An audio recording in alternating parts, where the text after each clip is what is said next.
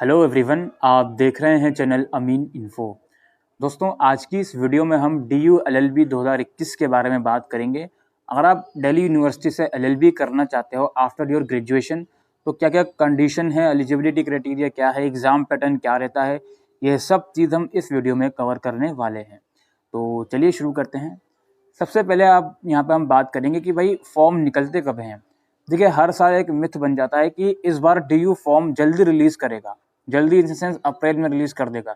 लेकिन as per previous year trend, DU का जो एडमिशन फॉर्म है वो या तो मई के लास्ट में या in the month of June के महीने में ही फॉर्म निकलता है।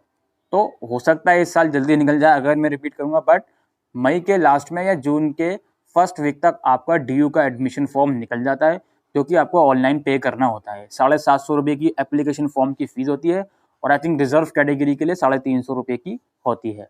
अच्छा, फॉर्म तो फिल हो जाएगा, उसके बाद बारी आती है एंट्रेंस की। एंट्रेंस ऑनलाइन होता है, कंप्यूटर बेस्ड मोड में एंट्रेंस कंडक्ट करवाया जाता है और पिछले 2 सालों से 2019 से entrance exam national testing agency conduct करवा रही है, जो कि गवर्नमेंट की एजेंसी है। अभी मैं एग्ज़ाम पैटर्न में बात करूँगा। पहले बात करते हैं LLB की। देखो यार, DU LLB जो है वो 3 साल का फुल टाइम प्रोफेशनल कोर्स है। इस कोर्स के साथ आप कोई और अदर प्रोफेशनल कोर्स जैसे CA हो गया या CS हो गया, वो कोर्स नहीं कर सकते। अगर आप किसी और कोर्स को करते हुए पकड़े गए तो आपकी LLB की डिग्री कैंसिल कर दी जाएगी, फिर चाहे आप फाइनल ईयर में पकड़े गए, फाइनल सेमेस्टर में पकड़े गए। ठीक है, तो इस चीज़ का ज़रूर ध्यान रखें कि DU LLB के साथ कोई और प्रोफेशनल कोर्स करने का रिस्क अगर आप ले रहे हैं तो ये आप सोलली रिस्पॉन्सिबल होंगे इस चीज़ के लिए, अगर कोई प्रॉब्लम फ्यूचर में आपको हुई तो। अच्छा, लेकिन LLB के साथ आप चाहो तो part time foreign language courses DU conduct करवाता है अलग अलग कॉलेजेस में, वो ज़रूर कर सकते हो, उसमें कोई इसमें इशू नहीं है।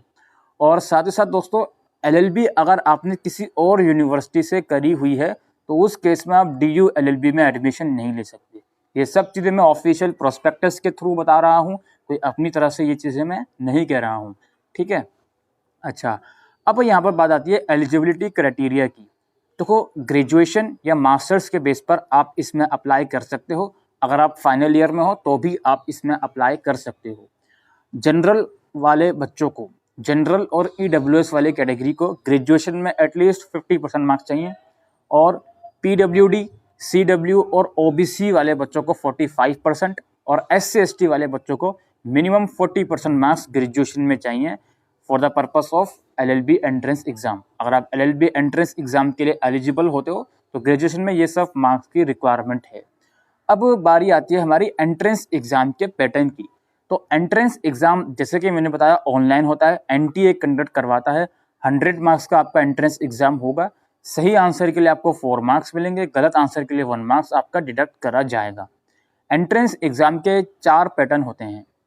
100 मार्क्स होता है और ये 100 मार्क्स का जो क्वेश्चन पेपर आता है ये 4 सेक्शन में डिवाइड करा जाता है, जिसमें आपका analytical abilities, English comprehension, legal aptitude and awareness और जनरल नॉलेज, ये सब चीज़ें कवर होती हैं।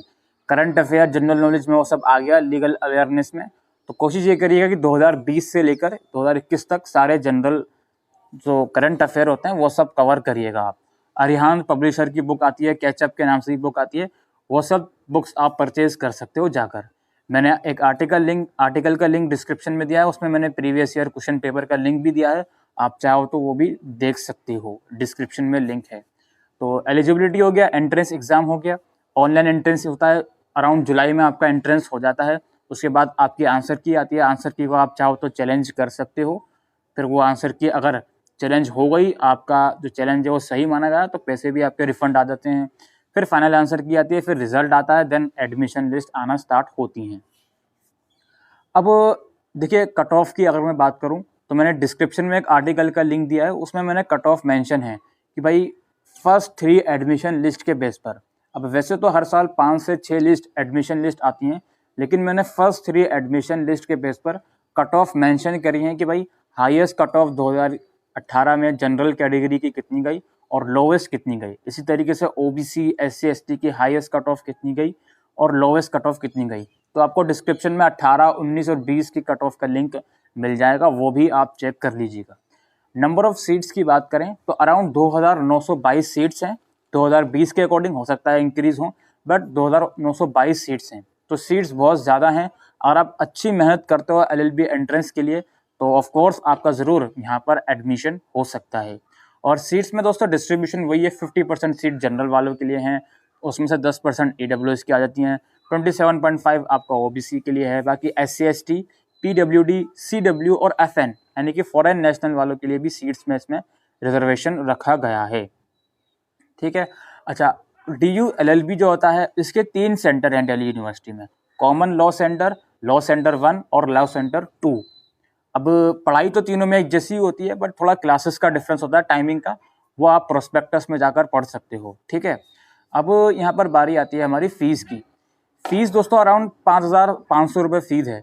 ठीक है, अराउंड 1 साल की फ़ीस मैं आपको बता रहा हूँ, 5,500 रुपये फ़ीस है। अब एग्ज़ाम फ़ीस आपसे अलग से ली जा सकती है सेमेस्टर वाइज, लेकिन जो 1 साल की फ़ीस है वो आप मान के चलिए 6,000 रुपये है, 5,500 या 6,000 मान के चलिए। ठीक है। अब लास्ट में दोस्तों एक और चीज़ हमारी बचती है, डॉक्यूमेंट रिक्वायरमेंट।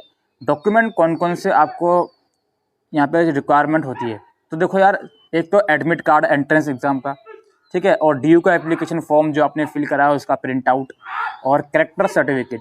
करेक्टर सर्टिफिकेट 6 महीने से पुराना नहीं चलेगा। अगर आपका गैप ईयर हो गया है तो भाई करेक्टर सर्टिफिकेट को रिन्यू करवा लीजिएगा SDM ऑफिस में जाकर।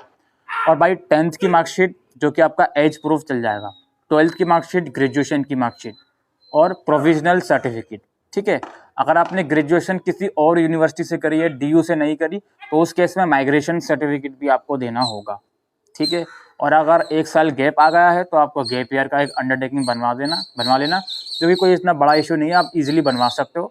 उस पर अपना रीज़न मेंशन कर देना कि भाई 1 साल हमारा गैप हो गया, मैं कॉम्पिटिटिव एग्जाम की प्रिपरेशन कर रहा था, या कोई भी आप रीज़न उसमें स्पेसिफाई कर सकते हो। ठीक है। तो ये सब कुछ डॉक्यूमेंट्स हैं, और बाकी कट ऑफ आप देख सकते हो, प्रीवियस ईयर का पेपर का लिंक भी डिस्क्रिप्शन में है, आप वो सब आर्टिकल चेक कर सकते हो। तो इसके साथ दोस्तों आज के लिए वीडियो में इतना ही। आई होप आपको ये वीडियो यूज़फुल लगी हो, तो वीडियो को शेयर करिएगा। कुछ और क्वारीज हो तो कमेंट सेक्शन में लिख के पूछ सकते हैं, और इंस्टाग्राम पर भी कांटेक्ट कर सकते हैं।